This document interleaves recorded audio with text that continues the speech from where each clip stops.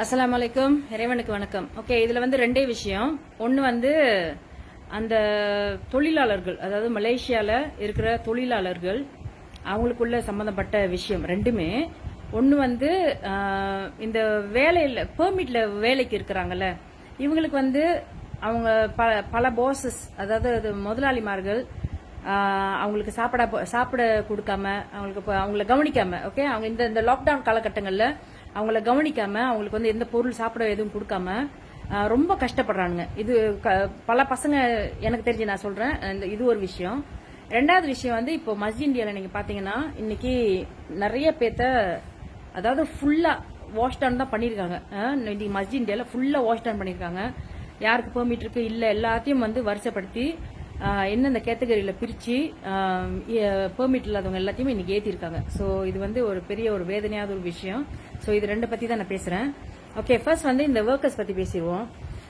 பல ஒர்க்கர்ஸ், நான் இப்போ அன்னைக்கும் ஒரு லைவ் வீடியோல நான் சொன்னேன் இதை பத்தி. என்னன்னா நிறைய முதலாளிமார் இருக்காங்க, நல்லா சிறப்பா தான் இருக்காங்க. ஏன்னா முதலாளிமார் பெரிய பெரிய வியாபாரம் வச்சிருக்கவங்கலாம் வந்து என்ன செஞ்சாங்கன்னா அந்த மாசம், அதாவது 3ஆம் மாசத்தோட ஹாஃப் சம்பளத்தை இன்னமும் கையில கொடுத்துட்டு, இதோட பாத்துக்கங்கடா, என்ன ஒண்ணு பண்ண முடியாது, அந்த மாதிரி ஒரு விஷயம் பண்ணிடுறாங்க. சோ அந்த ஒரு ஆளுக்கு 200 300 சம்பளம் அப்படின்னு வச்சுக்கோங்களேன்.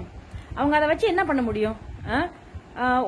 ஒரு ஸ்ட்ரெச்ல பாத்தீங்கன்னா குறைஞ்சது வந்து ஒரு இடத்துல 15 பேர் 20 பேர் 30 பேர் 100 பேர் 150 பேர் 200 பேர் இப்படின்னு சொல்லிட்டு ஒரு இடத்துலயும் இருக்கிறாங்க.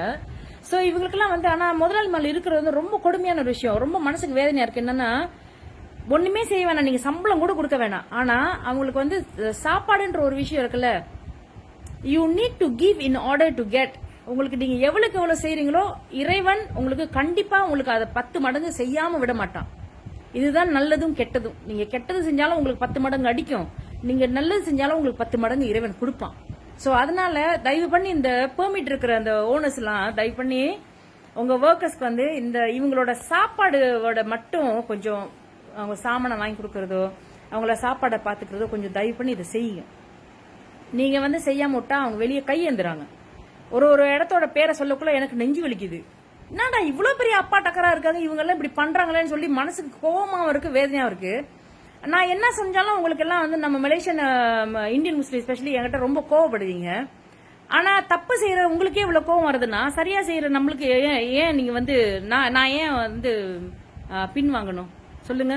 தப்பு செய்யற உங்களுக்கே கோவம் வருது. இல்லீகல் ஒர்க்கர்ஸ் வச்சுக்கிறீங்க, சம்பளத்தை கொடுக்க மாட்டீங்க, ஏமாத்தி பெர்மிட் காசுன்னு சொல்லி எடுக்கிறீங்க, அதுக்கப்புறம் பெர்மிட் போட மாட்டீங்க. அங்க ஒரு ஏஜென்ட் அப்படிதான் வந்து களவாடி வேலை செஞ்சு அவனும் ஏமாத்தி காசு எடுத்துட்டு ஆளு காணாவே போயிடுறான். சோ இந்த மாதிரி பல விஷயம் நடக்குது. இதெல்லாம் நம்ம சுட்டி காட்டினா நான் கெட்டவ, ஆனா உங்களுக்கு வேலைக்கு ஆள் மட்டும் தேவை இருக்குது, சம்பளம் கொடுக்க மாட்டீங்க. என்ன அடிமைகளா, கொத்த அடிமைகளா? எந்த காலத்துல இருக்கீங்க நீங்களா? இதெல்லாம் கூட விடுங்க, சாப்பாடுக்கு அவனுக்கு ஒரு வழி பண்ணாம இருக்கீங்களே, என்ன மாதிரி மனுஷங்க நீங்களா? ஒருத்தரோட பேரும் என்கிட்ட லிஸ்ட் இருக்கு, ஒருத்தரோட பேரும் அவங்களோட ஒர்க்கர்ஸ்க்கு நாங்க செஞ்சுட்டு தான் இருக்கிறோம், இன்னைக்கு வரைக்கும் செஞ்சுட்டு இருக்கிறோம். ஆனா நீங்க வந்து எப்படி இப்படி மனசாட்சி இல்லாம நடந்துக்கிறீங்க? அந்த பல ஓனர்ஸ், எனக்கு தெரிஞ்சு நிறைய ஓனர்ஸ் இருக்காங்க, நல்ல ஓனர்ஸ், அவங்களாம் ரொம்ப நன்றி. உங்களோட ஒர்க்கர்ஸ் நீங்க பாத்துக்கிட்டு அவங்களுக்கு தேவையான அத்தனை சாப்பாடு இதுவும் நீங்க செஞ்சு கொடுக்க ரொம்ப நன்றி. ஆனா இந்த கீழ்பட்ட இந்த ஓனர்ஸ் இருக்காங்கல்ல, உங்களுக்கு தான் இந்த மெசேஜ். தயவு பண்ணி உங்க ஒர்க்கர்ஸ்க்குள்ள அந்த சாப்பாடுக்குள்ள அரேஞ்ச்மெண்ட் பண்ணி கொடுங்க. லாக்டவுன் முடிகிற கட்டத்துக்காக பண்ணி கொடுங்க. வேலைக்கு மட்டும் ஆள் வேணும், அவங்கள்ட்ட உழைப்பு எடுப்பீங்க, சம்பளத்தை கொடுக்க மாட்டீங்க, சாப்பாடு வாங்கி கொடுக்க மாட்டீங்க. செத்து போணுமா அவன்? செத்து போணுமா? இங்கேயே கடந்து அப்படியே செத்து போணுமா? அதுக்கப்புறம் நீங்க தான் வந்து அதுக்கு பொறுப்பும். அவன் இப்பெல்லாம் எழுதி வச்சுட்டு தான் போறான், ஒருத்தன் வீடியோ போட்டு தான் போறான், உங்களுக்கு தெரியாது. அவங்க எல்லாம் ஒரு மாதிரி இப்ப எல்லாம் அட்வான்ஸா தான் இருக்காங்க. நீங்க எல்லாம் நினைக்காதீங்க இது நம்மளுக்கு சம்பந்தம் இல்லைன்ட்டு. அதெல்லாம் டீட்டெயிலா போட்டு வச்சுட்டு போறானுங்க ஒருத்தனும்.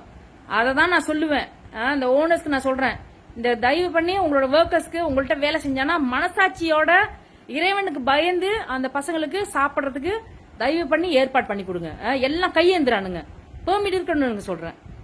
பெர்மிட் இல்லாதவங்க கூட உங்களுக்கு கொஞ்சம் மனசாட்சி இருந்துச்சுன்னா அந்த பசங்களுக்கு கொஞ்சம் ஏதாவது பண்ணி கொடுங்க. ஏன்னா அந்த சமையல் ஜாமான் அவங்களுக்கு கொடுத்தீங்கன்னா அவனை ஆக்கி குடிச்சிட்டு பேசாம இருப்பாங்க. எல்லாம் மனுஷங்க முதல்ல உயிர் வாழணும். உயிர் இருந்தா தான் அடுத்தது என்ன பண்ண முடியும், அதுக்கு சாப்பாடு வேணும். இதுவே நீங்க குடுக்கலன்னு சொன்னா அதுக்கப்புறம் வேலை ஆரம்பிச்சோன்னு திருப்பி வேலைக்கு எடுத்துப்பீங்களா? கொஞ்சம் சிந்திச்சு பாருங்க மனுஷங்களா, சிந்திச்சு பாருங்க. உங்களுக்கு 1001 பிரச்சனை இருக்கலாம், ஆனா அவங்களும் உங்க குடும்பமா நினைச்சு உங்களுக்காக உள்ள உழைச்சதுக்காக கொஞ்சம் அந்த வெளியை மட்டும் சாப்பாடுக்காக ஒரு அரேஞ்ச் பண்ணி கொடுங்க, சரியா? அது ஒரு விஷயம். ரெண்டாவது விஷயம் நான் வந்து இப்ப சொன்னது இந்த மஸ்ஜித் இந்தியா. மஸ்ஜித் இந்தியால நிறைய பேர்த்த பிடிச்சிட்டாங்க. ஏன்னா அந்த மெயினா வந்து இந்த பிரச்சனை தான், இந்த பாசிட்டிவ் கோவிட் பிரச்சனைனால அவ்வளோ பேத்தையும் அங்கே வந்து ஃபுல்லாக இது பண்ணி இன்னைக்கு பிடிச்சிட்டு போயிட்டாங்க. ஸோ இந்த கேசஸில் பிடிப்பட்டவங்க எல்லாமே வந்து டெஃபினெட்லி எல்லாத்தையும் சார்ஜ் பண்ணுவாங்க. அதாவது வந்து இல்லீகலாக இருக்கிற அத்தனை பேத்தையுமே சார்ஜ் பண்ணுவாங்க. சார்ஜ் பண்ணினாங்க அப்படின்னு சொன்னால் உங்களை வந்து வெளியே எடுக்கிறது அதெல்லாம் பண்ண முடியாது, நீங்கள் யோசிக்க வேணாம். ஆனால் அவங்க கண்டிப்பாக வந்து ஊருக்கு போய் சேர்ந்துருவாங்க. அதே நேரத்தில் பெர்மிட் இருக்கிறவங்க அவங்கவுங்க ஓனர்ஸ், பெர்மிட் இருக்கிறவங்க ஓனர்ஸை கூப்பிடுவாங்க. ஓனர்ஸ் போய் கிளைம் பண்ணிட்டதுன்னா அவங்க வேலை முடிஞ்சது. ஸோ அந்த பசங்களுக்கும் வாழ்க்கையை கொடுங்க. ஓனர்ஸ் தயவு பண்ணி கொஞ்சம் போயிட்டு உங்களோட ஒர்க்கர்ஸை நீங்கள் வந்து எடுத்துக்கோங்க. அதுக்கப்புறம் அந்த விசிட்டிங்கில் வந்தவங்க நீங்கள் ப்ரூஃப் காட்டினாலுமே உங்களுக்கு அதில் ஒரு பிரச்சனையும் இல்லை. மற்றபடிக்கு ரொம்ப வேதனையாக இருக்குது இன்னைக்கு மஸ்ஜித் இந்தியாவில் இந்த நடந்தது. இதுதான் ஒரு என்ன சொல்ல, இது வந்து ஒரு எக்ஸாம்பிள். இன்னைக்கு நடந்த விஷயம் வந்து ஒரு எக்ஸாம்பிள். எப்பவுமே ஒரு இடத்துக்கு வேலைக்கு போகணும்னா வேலை இருக்குன்னு சொன்ன கடை ஆசை வார்த்தை 30,000 40,000 15,000 20,000 அப்படின்னு சொன்ன கடை அப்படியே வாண்டு இருக்கிறதெல்லாம் அந்த ஏஜென்ட் கிட்ட கொடுத்துட்டு இங்க வந்து சீரழிஞ்சு சாவாதீங்க. ஒர்க்கர்ஸ்க்கு தான் சொல்றேன், சிந்திங்க. ஒரு நிமிஷம் நிதானமா நின்று சிந்திங்க. அதுக்கப்புறம் அவங்கள்ட்ட உள்ள பிளாக் அண்ட் ஒயிட்லாம் கேளுங்க. நான் எங்க வேலைக்கு போறேன், யார் ஓனர், என்ன ஏது, ஓனர்கிட்ட முடிஞ்சா பேசுங்க. இந்த மாதிரி எல்லா ப்ரூஃபும் வச்சுக்கோங்க. சும்மா ஆட்டு மந்தைகள் மாதிரி வந்து சேர்றது எல்லாம் ஆசைக்கு, பேராசைக்கும் ஆசைக்கும் வந்து சேர்ந்துட்டு முக்குதே குத்துதே குடையுதேன்னு சொல்லிட்டு எல்லாரும் நீங்க வந்து வேதனைப்படுறீங்க. ஸோ இந்த தப்பை இனிமே செய்யாம அது உங்களால அந்த ஒர்க்கர்ஸ்னால தான் நிப்பாட்ட முடியும். ஒருத்தரும் வரவங்க கொஞ்சம் தயவு பண்ணி என்கிட்டயாவது வந்து இந்த நம்ம தலைநிமிர்வு பேஜ்லயோ இல்ல என்கிட்ட நம்ம டீம் இருக்காங்க, நீங்க அதில் மெசேஜ் போட்டாலும் உங்களுக்கு ரிப்ளை வந்துடும். உங்களுக்கு பிளாக் அண்ட் ஒயிட் ப்ரூஃப் இருந்துச்சுன்னா அதுக்கு கொடுங்க, நம்ம செக் பண்ணி சொல்லுவோம் இந்த கம்பெனி இருக்கா இல்லையா அப்படின்னு சொல்லிட்டு. ஸோ இந்த மாதிரி விஷயங்கள்லாம் நம்மளால பண்ண முடியும். அதனால கொஞ்சம் அதை பார்த்துக்கோங்க. சும்மா வந்து இப்படியே உளுந்து இப்படி பிடிப்பட்டு போவாதீங்க. எல்லாருக்கும் பெத்தவங்க இருக்காங்க, எல்லாரும் வேதனைப்படுவாங்க. ஸோ கொஞ்சம் சிந்திச்சுக்கோங்க.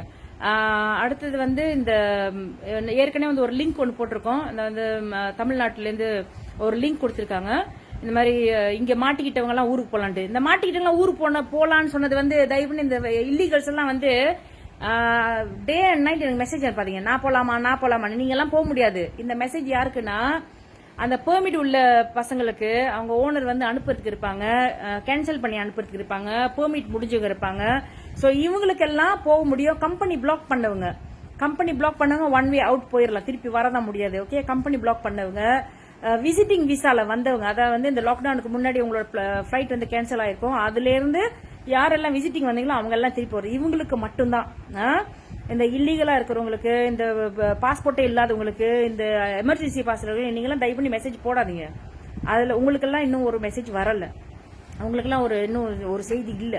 ஸோ அதனால தயவு பண்ணி நீங்க எல்லாம் வந்து மெசேஜ் போடாம இவங்களுக்கு மட்டும் ப்ரையாரிட்டி கொடுத்து இவங்களை மட்டும் நீங்க ரெஜிஸ்டர் பண்ணி நீங்க மாட்டிட்டீங்கன்னா அப்புறம் கோச்சிக்க கூடாது. ஓகே, நாங்க உங்களுக்கு கொடுக்கல, உங்களுக்கு நாங்க அந்த தகவல் சொல்லவும் இல்லை. ஸோ நீங்களா போய் மாட்டிக்கிட்டு அதுக்கப்புறம் நீங்களா வந்து குத்திதே கொட்டதுன்னு நம்மகிட்ட சொல்லக்கூடாது. இது வந்து மெயினா இப்ப நான் சொன்ன அந்த கேட்டகரிஸ்க்கு மட்டும்தான். அப்புறம் அந்த ஸ்பவுஸ் விசா வந்து ஏன்னா இப்பெல்லாம் வந்து புது ரூல்ஸ்ல போட்டிருக்கான், 6 மாசம் வந்து அப்சர்வ் அப்படின்னு போட்டிருப்பான். ஸோ நீங்கெல்லாம் வந்து உங்களுக்கு எக்ஸ்டெண்ட் பண்ண முடியல, நீங்களும் கூட ரெஜிஸ்டர் பண்ணிட்டு ஊருக்கு போகலாம், போயிட்டு அதுக்கப்புறம் திருப்பி வரலாம். ஓகே, ஸோ உங்களை மாதிரி ஆளுங்களுக்கு தான் இது இந்த மெசேஜ். அவ்வளவுதான் இப்போதைக்கு, இவ்வளவுதான் செய்தி. அஸ்ஸலாமு அலைக்கும்.